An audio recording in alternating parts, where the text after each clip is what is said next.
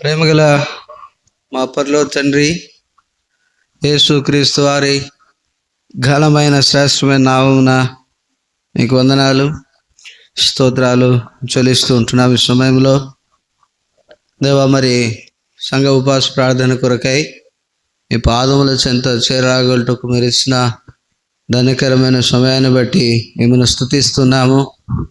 దేవా తన గురించి దివారాత్రములు మొరపెట్టుచుండగా తనకు మొరపెట్టు వారికి న్యాయం తీర్చు దేవుడు అయినందుకై మీకు వందనాలు. మా పక్షాన న్యాయం తీర్చే దేవుడుగా మీరు మాకున్నందుకై మిమ్మల్ని స్తుతిస్తూ మహింపరుస్తుంటున్నాం. కనుక ఈ సమయంలో దేవా ప్రార్థన కొరకై మీ పాదముల చెంత వచ్చినాము. మాతో మాట్లాడము, నన్ను మమ్మల్ని దర్శించము.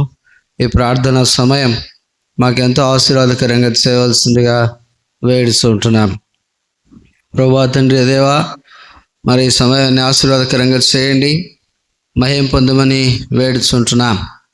దేవా, మా ప్రార్థనలు ఆలకించి దేవా మరి జవాబు అనుగ్రహించవలసిందిగా మనవి చేస్తుంటున్నాం. నిశ్చయముగా నా మనస్సు, నా దృష్టి ఈ స్థలము చేయబడి ప్రార్థన మీద ఉంచి ఉన్నానన్నావు. కనుక ఈ స్థలంలో చేయబడి ప్రార్థనలు మీరు ఆలకించమని వేడుచుంటున్నాం.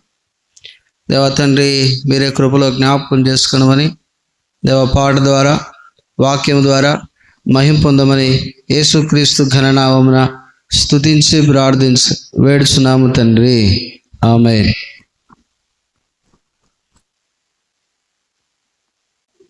ధ్యానిస్తున్నటువంటి భాగం కీర్తనల గ్రంథం 2వ అధ్యాయం. కీర్తనల గ్రంథము 2వ అధ్యాయం. దయచేసి కాన్ఫరెన్స్లో ఉన్నవారు మాట్లాడకండి,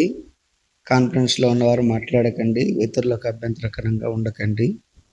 కీర్తనల గ్రంథం 2వ అధ్యాయం. కీర్తనల గ్రంథం 2వ అధ్యాయం 8వ వచనాన్ని మరోసారి ప్రార్థన సహాయం నిమిత్తమై మనం చదువుతాం. నన్ను అడుగుము, జనములను నీకు స్వాస్థ్యముగాను భూమిని దిగంతముల వరకు సొత్తుగాను ఇచ్చేదను. యోషువ గ్రంథం 14వ అధ్యాయం. యోషువ గ్రంథం 14వ అధ్యాయం 12 నుంచి 15 వచనాలు. 12 నుంచి 15 వచనాలు మనం చదువుతాం. కాబట్టి ఆ దినమున యెహోవా సెలవిచ్చిన ఈ కొండ ప్రదేశం నాకు దయచేయము. అనేకయులు ప్రాకారము గల పట్టణమును అక్కడ ఉన్న సంగతి ఆ దినమున నీకు నిలబడను. యెహోవా నాకు తోడై ఉండిన యెడల యెహోవా సెలవిచ్చినట్లు వారి దేశమును స్వతంత్రించుకొందును.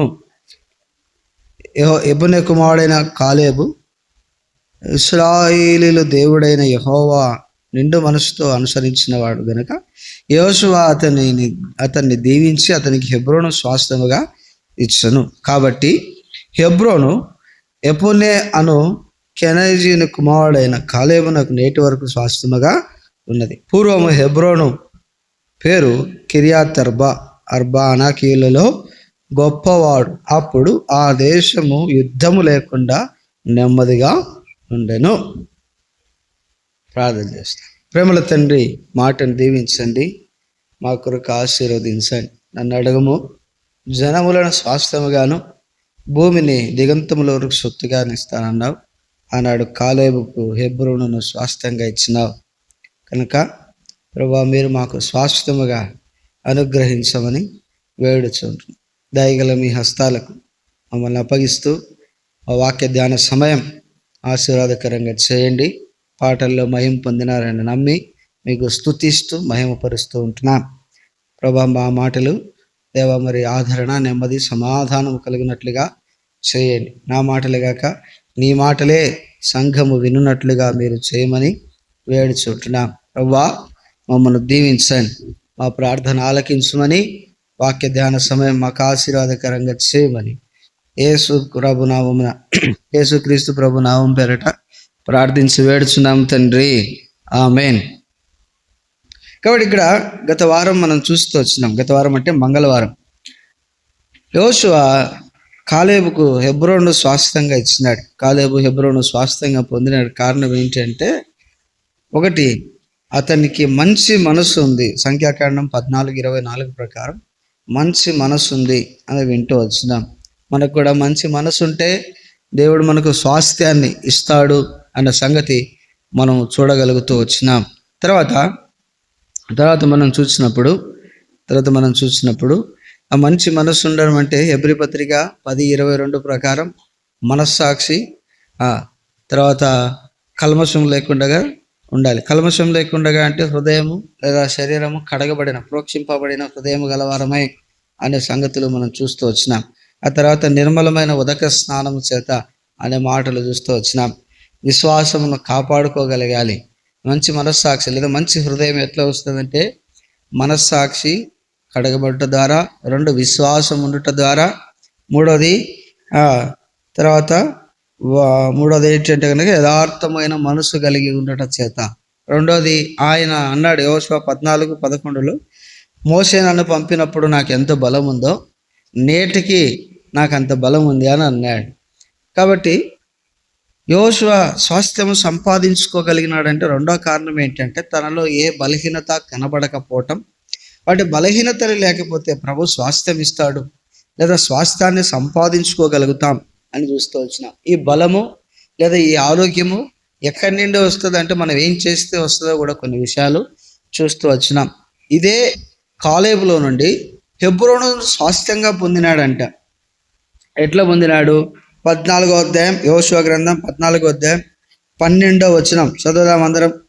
కాబట్టి ఆ దినమున యెహోవా సెలవిచ్చిన ఈ కొండ ప్రదేశమును నాకు దయచేయము. కాబట్టి ఇక్కడ మనం చూస్తే ఈ కొండ ప్రదేశము నాకు దయచేయము అనే మాట మనం చూస్తూ ఉంటున్నాం. ఆయనకు ఒక ఆశ ఉంది, ఎక్కడ నివసించాలో, ఎక్కడ స్వాస్థ్యం పొందుకోవాలో. కాబట్టి ఆయనకు ఒక ఆశ కనబడతా ఉంది. స్వాస్థ్యం సంపాదించుకోవాలి అంటే మనలో ఆశ కూడా ఉండాలి. ఆ సంగతి మనం జ్ఞాపకం పెట్టుకోవాలి. అందుకే దేవుని వాక్యంలో రాయబడింది, కీర్తనల గ్రంథంలో అనుకుంటాను 107వ కీర్తన 9వ వచనం, ఆశ కలిగిన ప్రాణమును. చదువుదాం అన్నమాట. కీర్తన 107:9. కీర్తన 107:9. ఏలైనగా ఆశగల ప్రాణమును ఆయన తృప్తిపరిచి ఉన్నాడు, ఆకలి కొనిన వారి ప్రాణమును మేలుతో నింపి ఉన్నాడు. కాబట్టి ఆశగల ప్రాణాన్ని తృప్తిపరిచేవాడు. అంటే కాలేబుకు ఆశ ఉంది ఏంటంటే ఈ కొండ ప్రదేశంలో నేను నివాసం చేయాలి, లేదా ఈ స్వాస్థ్యాన్ని నాతో కావాలి అని మనం చూస్తూ ఉంటున్నాం. వాస్తవంగా అట్టి ఆశ కలిగినప్పుడు కాలేబు వయసు ఎంత అంటే దగ్గర చరిత్ర ప్రకారం 85 సంవత్సరాలు ఉండొచ్చు. 80 నుంచి 85 సంవత్సరాల మధ్య ఈడు గలవాడు కాలేబు. వాస్తవంగా 85 సంవత్సరాల వయసులో కాలేబుకి ఏం కావాలనిపిస్తూ ఉంది చెప్పండి? 85 సంవత్సరాల వయసులో మనకేమనిపిస్తుంది చెప్పండి? మామూలుగా మనం అంతకాలం బతకమనుకోండి, వాక్య ప్రకారం చూసుకుంటే నరుని ఆయుష్కాలము 70 సంవత్సరములు, అధిక బలం ఉంటే 80 సంవత్సరాలు అన్నాడు. సరే, మెట్టుకు 80 సంవత్సరాల వయసులో మనకేమనిపిస్తుంది చెప్పండి? ఏది అవసరం లేదా అనిపిస్తుంది కదా. విశ్రాంతి నెమ్మదిగా ఉంటే చాలు కదా. బైబిల్లో కూడా ఒక ఆయన అన్నాడు, 85 సంవత్సరాలు కలిగిన ఒక వ్యక్తి. 2 సమూయేలు గ్రంథం 19వ అధ్యాయం, 2 సమూయేలు 19వ అధ్యాయం 33 నుంచి 35 వచనాల వరకు. 2 సమూయేలు 19, 33 నుంచి 35 వరకు చదువుదాం. యెరూషలేములో నా యొద్ద నిన్ను నిలిపి పోషించదను, నీవు నాతో కూడా నది దాటవలెనని రాజు బర్జిల్లైతో సెలవీయగా, బర్జిల్లై రాజువగు నీతో కూడా నేను యెరూషలేము వచ్చుటకు ఇక నేను ఎన్ని దినములు బ్రతకబోదునో, నేటికి నాకు 80 ఏండ్లయ్యాను. సుఖదుఖములకున్న భేదమును నేను గుర్తింపగలనా? అన్నపానములు రుచి నీ దాసుడైన నేను తెలుసుకునగలనా? గాయకురాండ్రేక స్వరం నాకు వినబడునా? కావున నీ దాసుడగు నేను, నా ఏలినవాడవు రాజునగు నీ యొద్ద నీకు ఎందుకు భారముగా నుండవలను. 85 ఏండ్లప్పుడు బర్జిల్ అయ్యామంటున్నాడు. యెరూషలేములో రాయా, నేను నిన్ను పోషిస్తాను, నువ్వు నాతో కూడా ఉండు, నా బల యొద్ద భోజనం చేయంటే ఏమంటున్నాడు? సుఖదుఖాల గురించి నేను వివరించగలనా, దాన్ని గుర్తించగలనా? నది దాటి వచ్చి నాకేం లేదు ఇప్పుడు భోజనం రుచి చూసి దాన్ని ఏమన్నా చెప్పగలనా? పాటలు పాడే వాళ్ళ స్వరం ఎట్లుందో నేను చెప్పగలనా? అంటే ఇప్పుడు ఏం కావాలి ఆయనకి? నాకు ఏమొద్దు, ఉన్నగాడు ఉంటే చాలరా నాయన కదా. కానీ యెహోషువకి ఏముంది తెలుసా? 80 ఏళ్ళ వయసులో కూడా నాకేం కావాలా? స్వాస్థ్యము కావాలి, నాకు స్వాస్థ్యం కావాలి. కాబట్టి ఆశగల ప్రాణమును తృప్తిపరిచే దేవుడు. కాబట్టి మనకు కాలేబును చూసి మనం నేర్చుకోవాల్సింది ఏంటంటే, ఆ ప్రాయంలో 85 ఏళ్ళ ప్రాయంలో కూడా ఒక స్వాస్థ్యం సంపాదించుకోవాలి. కాబట్టి ఆ ఆశను గల ప్రాణాన్ని దేవుడు తృప్తిపరుస్తున్నాడు, స్వాస్థ్యాన్ని ఇచ్చినాడు కదా. యెహోవాను అనుసరించినవాడు, నిండు మనసుతో అనుసరించినవాడు కనుక హెబ్రోనును స్వాస్థ్యముగా ఇచ్చెను అనే మాట చూస్తుంటున్నాడు. కాబట్టి కాలేబు ఆస్తి సంపాదించుకోవడానికి లేదా స్వాస్థ్యము సంపాదించుకోవడానికి మొదటి కారణం మంచి మనసు అయితే, రెండవ కారణం బలం అయితే, మూడో కారణం ఏంటి? మూడో కారణం ఏంటంటే ఆశగల ప్రాణము. ఆశగల ప్రాణం. మనకు ఆశ అనేది ఉండాలి. దేని మీద ఆశ ఉండాలో చెప్పండి? మనకు దేని మీద ఆశ ఉండాలి? స్వాస్థ్యం మీద. ఒక మాట అంటాడు 106వ కీర్తన, ఒక మాట జ్ఞాపకం చేస్తుంటున్నాడు. 106వ కీర్తన. మనకు కూడా ఆశ ఉండాలి. ఈ ప్రార్థనా కోడికలో దేవుడు మనల్ని ఒక రకంగా చెప్పాలంటే హెచ్చరిస్తున్నాడు. ఒక భక్తుడికి ఆశ ఉంది. 106వ కీర్తన 5వ వచనం, నీ స్వాస్థ్యమైన వారితో కూడి కొనియాడనట్లు నీ ప్రజలందు నీకున్న దయ చొప్పున నన్ను జ్ఞాపకమునకు తెచ్చుకున్నాము. నీ స్వాస్థ్యమైన ప్రజలతో కూడి కొనియాడునట్లు. ఒక రకంగా దేవుని స్వాస్థ్యం అంటే ఏంటి? దేవుని మందిరం, దేవుని ప్రజలు. కాబట్టి దేవుని మందిరం మీద ఆశ ఉండాల. దుప్పి నీటి ఆకుల కొరకు తృష్ణ కొనుచున్నట్లు నా ప్రాణము నీ కొరకు ఏం కొంటా ఉంది? తృష్ణ కొనుచున్నది, తృష్ణ కొనుచున్నది. కాబట్టి మనకి ఇటు తృష్ణ ఉండాల, తృష్ణ ఉండాలి. తృష్ణ లేకపోతే, ఆశ లేకపోతే దేవుడు తీర్చడు. చాలాసార్లు నేటి దినాల్లో మనం చూస్తున్నాం, ముఖ్యంగా ములకల్మూరులో నేను చూస్తూ ఉన్నాను. దేవుని ఇల్లు అంటే ఆశ లేని ప్రజలు నాకు కనబడతా ఉన్నారు. ఆ మాట చెప్పడానికి చాలా నాకు సిగ్గుగా అనిపిస్తూ ఉంది కదా. మందిరంకి రాము, పరిచర్య అంటే ఆసక్తి లేదు, భారం లేదు కదా. ఇంకా మనం చూస్తే దేవుని ఇంటిపైన ఆసక్తి లేదు. దేవుని ఇంటిపైన ఆసక్తి లేకపోతే, దేవుని మందిరం పైన ఆసక్తి లేకపోతే దేవుడు మనకు స్వాస్థ్యం ఇయ్యడు. మనకు కూడా ఎట్లయిపోయిందంటే బర్జిల్లా ఇలాగ అయిపోయినాం మనం. ఇంకా ఏమిలే, కట్టుకున్నాం మందిరము, ప్రశాంతంగా పోవచ్చు, ఎప్పుడు కావాలంటే అప్పుడు పోవచ్చు అని అనుకుంటున్నాం. కట్టుకున్న దాన్ని బాగు చేసుకునే బాధ్యత కూడా మనకుంది, దాన్ని నింపే బాధ్యత మనకుంది. కాబట్టి ప్రజలకు ప్రభా మాకు ఆశ లేకుండా ఉన్నాం, మాలో ఆశ చచ్చిపోయింది, బర్జిల్లా ఇలాగా మేము ఉన్నాం, కానీ మేము అలా ఉండకూడదు. యెహోషువకు కాలేబుకున్నటువంటి ఆశ, తృష్ణ మాకు అనుగ్రహించండి ప్రభువా అని ప్రార్థన చేయాలి. యెహోషువ గ్రంథం 14వ అధ్యాయం 15వ వచనం చదువుదాం. యెహోషువ గ్రంథము 14వ అధ్యాయం 15వ వచనం. పూర్వము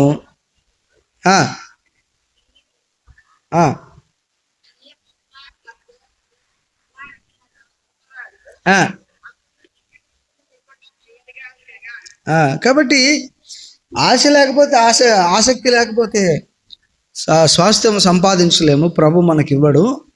రెండోది, ఈ స్వాస్థ్యం ఈ కాలేబు పొందడానికి మునుపు దానికి హెబ్రోన్ అని పేరు, దానికి ఇంకొక పేరు ఏంటంటే కిర్యాత్ అర్బా. కిర్యాత్ అర్బాలో ఎవరు ఉండేవారు అని అంటే అనాకీయులు ఉండేవారు. ఎవరుండేవారు? అనాకీయులు ఉండేవాళ్ళు. వీళ్ళు ఎత్తటి మనుషులు, పొడవాటి మనుషులు. కాబట్టి ఒక రకంగా చెప్పాలంటే విరోధమైన భావం కలిగిన వారు. కాబట్టి సంఖ్యాకాండములో 13వ అధ్యాయం 1వ వచనము, ఆ తర్వాత సంఖ్యాకాండం 13వ అధ్యాయం 32, 33 వచనాల్లో మనం చదివితే మోషే 12 మందిని పంపుతాడు. గోత్రములకు ఒకని చొప్పున పంపినప్పుడు 10 మంది ఏం చెప్తారు? ఎవరిని చూసి భయపడినారంట? చదవండి, సంఖ్యాకాండం 13వ అధ్యాయం మొదటి లేదా 32, 33 చదవండి.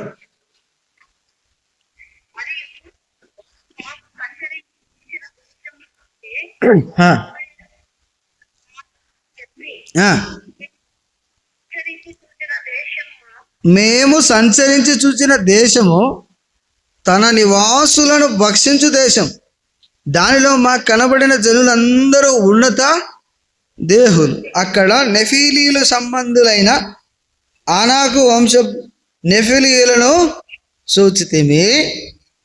మా దృష్టికి మేము మిడతల వలె ఉంటిమి. వారిని చూసి ఏమైపోయినారు? వీళ్ళు భయపడిపోయినారు.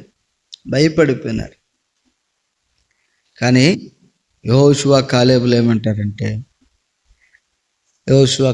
ఏమంటారు తెలుసా?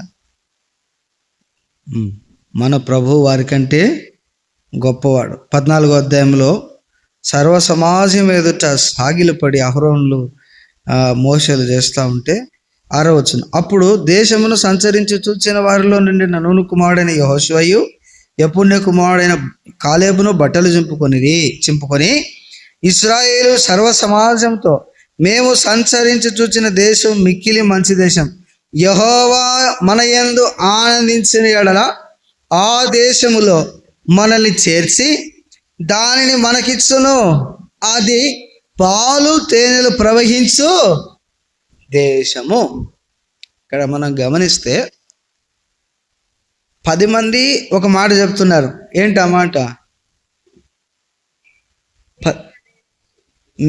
మా దృష్టికి మేము ఎట్లా కనపడుతున్నాం? మిడతల్లా కనపడుతున్నాం. కానీ ఇద్దరు మాత్రం ఏం చెప్తున్నారు? దేవుడు మన యందు ఆనందిస్తే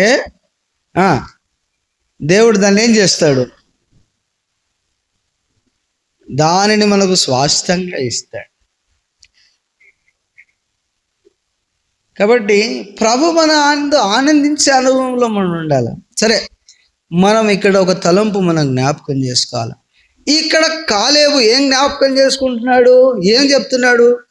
వాళ్ళకేమో 10 మందికి సమస్య గొప్పదిగా కనబడుతుంది, కానీ కాలేబుకు మాత్రం ఎవరు గొప్పగా కనబడుతున్నారు చెప్పండి? దేవుడు గొప్పగా కనబడుతున్నాడు. ఇంగ్లీష్లో ఒక కొటేషన్ ఉంది, ఏంటంటే when you think problem is big, Jesus become a small. When you think Jesus is a big, problem become a small. యేసు నీవు సమస్య ఒకటి ఏంటంటే, సమస్య గొప్పదిగా ఇచ్చితే యేసు ప్రభు ఏమైపోతాడు? అక్కడ తక్కువ చేయబడతాడు లేదా చిన్నగా చేయబడతాడు. అదే యేసును గొప్పగా చూడు, సమస్య ఏమవుతుంది? తక్కువ అవుతుంది. అర్థమవుతుందా? అంటే సమస్యలు మనం చూడకూడదు, ఎవరు చూడాలా? దేవుని చూడాలి. ఇక్కడ ఇంకొకటి మనం నేర్చుకోవాలి. ఏంటంటే కాలేబు అన్న మాట ఏంటంటే, యెహోవా మన యందు ఆనందించిన యెడల. ఎప్పుడు ఆనందిస్తాడు దేవుడు? సింపుల్. 1 సమూయేలు గ్రంథం 15వ అధ్యాయంలో బలులు అర్పించటం వలన ఆయన ఆనందించిన, ఆయన మాట వినటం వలన ఆనందించిన. చదువుదాం ఆ మాట. 1 సమూయేలు 15వ అధ్యాయం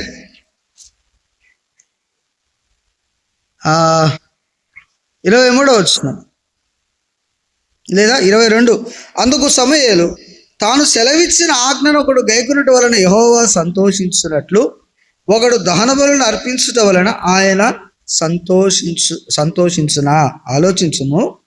బలులు అర్పించుట కంటే ఆజ్ఞ గైకొనుటయు, పొట్టేలు ప్రభు అర్పించుట కంటే మాట వినుటయు శ్రేష్టము. దేవుడు. మూడోది ఏంటంటే, యెహోవా ఆనందిస్తే. మరి మన జీవితము దేవుడు ఆనందించేంత విధంగా ఉందా? మనల్ని చూసి ప్రభు సంతోషిస్తూ ఉన్నాడా?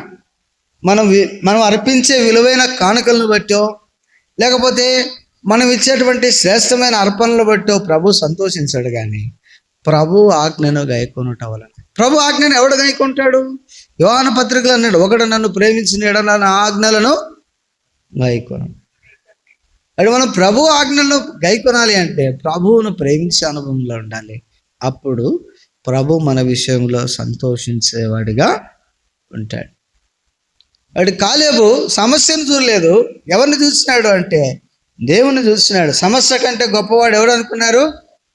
దేవుడు అని ఎంచినాడు కనుక దేవుడు అతనికి స్వాస్థ్యం ఇచ్చినాడు. నేను నా జీవితంలో సమస్యలో గొప్పవైపోయినాయి. యేసుప్రభు ఏమైపోయినాడు? యేసుప్రభు ఏమైపోయినాడు చెప్పండి? చిన్నగా అయిపోయినాడు. యేసుప్రభుకు సామర్థ్యం లేదు, యేసుప్రభుకు శక్తి లేదు, యేసుప్రభు ఇది చేయలేడు అనుకుంటున్నాము కాబట్టే మనం ఏం సంపాదించుకోలేకున్నాం? స్వాస్థ్యాన్ని సంపాదించుకో. ప్రభువా నిన్ను గొప్పగా ఎంచడానికి 1 సమూయేలు గ్రంథం 2వ అధ్యాయం 30వ వచనంలో రాయబడిన మాట మీకు గుర్తు చేస్తున్నాను. నన్ను ఘనపరచు వారిని నేను ఘనపరుచుదును, నన్ను తృణీకరించు వారు తృణీకారము అంతా. అంటే మనం ప్రభువును ఘనపరిచి గొప్పగా ఎంచితే దేవుడు మనకు స్వాస్థ్యాన్ని ఇస్తాడు. తర్వాత రండి మనం చూస్తాం, చాలాసార్లు మనము ఆలోచన చేస్తే మనకున్న సమస్యలే మనకు గొప్ప భారంగా అనిపిస్తాయి కదా. మనకున్న సమస్యలే గొప్ప భారంగా అనిపిస్తాయి. ఏంటి అంటే నేను మామూలుగా జనరలైజ్ చేసి చెప్తున్నాను, ఎవరిని ఉద్దేశించి కాదు. ఇప్పుడు ఆదివారం మందిరానికి పోవాలా? మందిరం గొప్పదా, మన ఎదుటిన్న సమస్య గొప్పదా? చెప్పండి. మందిరం గొప్పదా, మన ఎదుటిన్న సమస్య గొప్పదా? కానీసార్లు మనం ఏం చేస్తామంటే మందిరం కంటే సమస్య గొప్పదిగా ఎంచి మందిరాన్ని ఏం చేస్తాం? మర్చిపోతాం. కాబట్టి మన జీవితాల్లో సమస్యలు ఏం కావట్లేదు, ముందుకు పోవట్లేదు, ఆ సమస్యలు దాటిపోవట్లేదు, లేదా వాటిని ఎదిరించి మనం స్వాస్థ్యాన్ని సంపాదించుకోవాలి. అంతేకాదు, ఇప్పుడు సడన్గా మనకి ఏదైనా ఒక అవసరం గుర్తొచ్చింది, లేదా మనకి ఏదైనా అక్కర వచ్చింది, లేదా మనకి ఏదైనా ఇబ్బంది వచ్చింది, ప్రార్థన చేయటానికి అంటే మునుపు మనం ఎక్కడికి పోతాము? మనుషుల సహాయం పోతాం. అప్పుడు మనం చేయాల్సిన పని ఏంటంటే ప్రభు సహాయాన్ని వెతకటం. మొదట ప్రభు సహాయం. కనుక ప్రార్థన చేయకుండా పోతున్నాం కనుకనే సమస్యలు మనకు పెద్దగా కనబడుతున్నాయి. బట్ ప్రియ సోదరి రాత్రి నేను తెలియజేసే సంగతి ఏంటంటే మనకున్న సమస్యలను బట్టి స్వాస్థ్యం సంపాదించుకోవట్లేదు అనేది కారణం కాదు, కానీ మనకున్న సమస్యల్లో మనం ఎవరిని చూడట్లేదు? ప్రభువును చూడట్లేదు, ప్రభువును గొప్పగా ఎంచట్లేదు. దావీదు ఎదుట గొల్లియాతు ఎంత పెద్దవాడు. దావీదుని అన్నాడు, ఏమన్నాడు? నీవు నా ఎదుట ఎట్లా కనపడుతున్నావు అన్నాడు గొల్లియాతు దావీదును. గొల్లియాతు ఏమో 6 మూరల 7 జానులు అంట. దావీదు ఎట్లున్నాడంట? చిన్న కుక్క పిల్లలాగా ఉన్నాడంట. అయితే గొల్లియాతు ఏమన్నాడు? జీవము గల దేవుని సైన్యమును తిరస్కరించుటకు ఈ ఫిలిష్తీయుడు ఎంతటి వాడు? దావీదు అన్నాడు ఆ మాట. జీవము గల దావీదు ఏమన్నాడు? జీవము గల సైన్యాన్ని తిరస్కరించడానికి ఫిలిష్తీయుడు, సున్నతి లేని ఫిలిష్తీయుడు ఎంతటి వాడు అని అంటాడు. అని ఒక రాయి ఎత్తుకొని పోతాడు. రాయితో మనిషి పడిపోవడం ఎంత హాస్యాస్పదమో చూడండి. ఒక రాయి కొడితే, చిన్న రాయి, ఒక గులక రాయితో ఓ మనిషి ప్రాణం తీసినాడు. ఇప్పుడు దావీదు ఎవరిని చూసినాడు? దేవుని చూసినాడు. కరెక్ట్గా ఆ మాట అంటాడు, అయ్యా యుద్ధ సామాగ్రి ధరించుకొని పోయి. సౌలు అంటే దావీదు అంటాడు, ఇవి నాకు వాడుకలేవు. ఇదే సమస్యను మనం దానియేలు దగ్గర లేదా షడ్రక్ మేషకుల దగ్గర అడిగితే, అయ్యా అగ్నిగుండంలో మీరు ఎట్లా ఉన్నారు అని అంటే వాళ్ళు అంటారు, రాజా మా దేవుడు రక్షించుటకు సమర్థుడు, నువ్వు మమ్మల్ని రక్షించినా, మా దేవుడు మమ్మల్ని రక్షించినా రక్షింపకపోయినా సరే నీ ప్రతిమకు మాత్రం మేము రక్కం. సమస్య గొప్పదా, అక్కడ దేవుడు గొప్పడా? దేవుడు గొప్ప. చూడండి, దేవుణ్ణి గొప్పగా చేసి చూడండి, దేవుడు మనల్ని ఆశీర్వదిస్తాడు. చాలాసార్లు మనం దీవించబడకపోవటానికి గల కారణం ఏంటంటే దేవుని కంటే సమస్యను గొప్పగా చేస్తాం. కనుకనే మన జీవితాల్లో ఆశీర్వాదాన్ని చూడలేక చాలా సంగతులు ఉన్నాయి ఇలా చెప్పుకుంటా పోతే. యోషువ గ్రంథం 15వ అధ్యాయం 16వ వచనంలో మనకు ఒక సంగతి కనబడతా ఉంది. యోషువ ఒక ప్రకటన, కాలేబు ఒక ప్రకటన చేస్తూ ఉంటున్నాడు. దయచేసి యోషువ గ్రంథం 15వ అధ్యాయం 16వ వచనంలో మనం చూడగలిగితే అక్కడ కాలేబు ఒక మాట అంటున్నాడు. కాలేబు కిర్యాతెస్ఫెరును పట్టుకొని దానిని కొల్లపెట్టిన వానికి నా కుమార్తె అక్సానిచ్చి పెళ్లి చేసేదని చెప్పగా, కాలేబు సోదరుడు కనాజు కుమారుడైన ఒత్నీయేలు దాన్ని పట్టుకొనెను గనుక అతడు తన కుమార్తె అయిన అక్సాను అతనికి ఇచ్చి పెళ్లి చేసెను. కాబట్టి ఇక్కడ కాలేబు ఏం చేస్తున్నాడు అంటే ఒక ప్రకటన చేస్తున్నాడు. ఏంటంటే ఎవరైతే ఆ పట్టణాన్ని పట్టుకుంటారో, కిర్యాతెస్ఫెరును పట్టుకుంటారో వారికి నా కుమార్తెను ఇచ్చి పెళ్లి చేస్తానంటాడు. వాస్తవంగా కాలేబు హెబ్రోన్ను స్వాతంత్రించుకున్నప్పుడు ఆయన కూడా ఆ పట్టణం మీద యుద్ధం చేసి లేదా ఆ పట్టణాన్ని స్వాధీనపరుచుకున్నాడు. తనకు రాబోయే అల్లుడు కానీ ఎలా ఉండాలి అనుకుంటున్నాడంటే జయ జీవితం కలిగిన వాడుగా, తన కుమార్తెకు ఎవరికి ఇచ్చి పెళ్లి చేయాలనుకుంటున్నాడంటే మంచి ఆస్తిపరునికో మంచి సంపాదన కలిగిన వానికో కాదు, కానీ జయ జీవితం కలిగిన వానికి ఇచ్చి పెళ్లి చేయాలనుకుంటున్నాడు. ఇక్కడ మనం నేర్చుకోవాల్సిన విషయం ఏంటంటే తాను జయ జీవితాన్ని కోరుకుంటున్నాడు అన్న సంగతి మనకు అర్థమవుతుంది. కనుక విశ్వాసులంగా మనం ఎప్పుడు దేవుని స్వాస్థ్యాన్ని అనుభవించుకోగలుగుతాం అంటే జయ జీవితం. అందుకే ప్రకటన గ్రంథంలో జయించు వానికి జీవవృక్ష ఫలం ఇస్తానంటాడు, జయించు అని నాతో కూడా ఉండనిచ్చదని అంటాడు. ఇలా సంగతులు చాలా మనకు అక్కడ కనబడతా ఉంటాయి. కాబట్టి ప్రియమైన వారులారా, విశ్వాసులముగా దేవుని బిడలంగా యేసుక్రీస్తు వారు జయించినారు.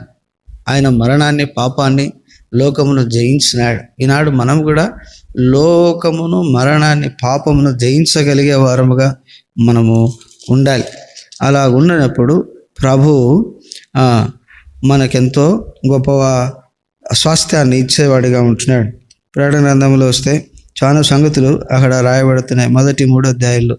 కాబట్టి మనము కూడా ఈ రాత్రి మనం ఏం అడగాలంటే, ప్రభువా నాకు జయ జీవితము అనుగ్రహించండి అని అంటాడు. జయ జీవితంలో అనుగ్రహించండి అని మనము కోరుకోవలసిన వారముగా ఉంటున్నాం.